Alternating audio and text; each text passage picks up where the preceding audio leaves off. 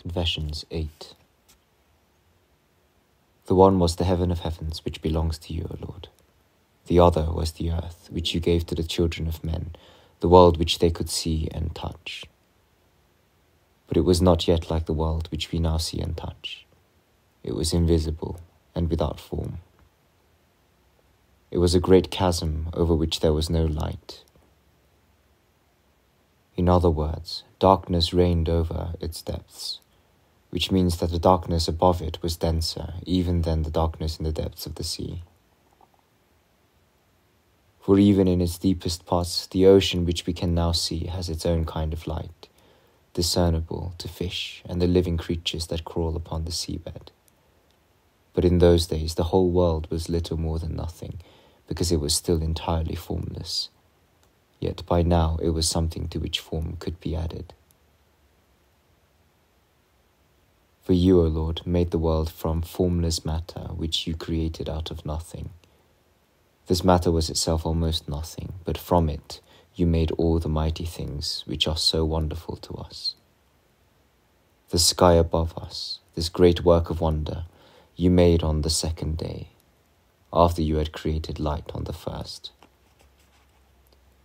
You made it as a firmament to divide the waters from the waters. You said, "Let it be made," and it was made.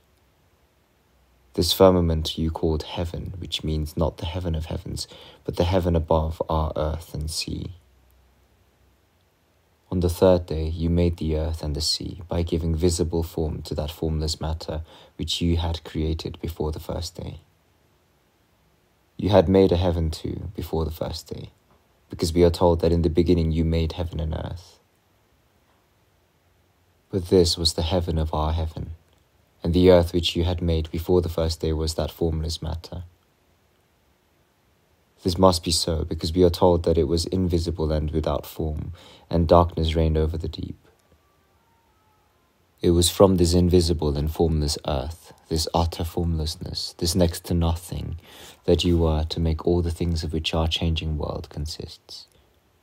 Though it is not right to speak of consistency in this world, because its susceptibility to change is obvious from the fact that we are aware of time and can measure its passage. For time is constituted by the changes which take place in things as a result of variations and alterations in their form, and the matter of all these things is that invisible earth of which we have spoken.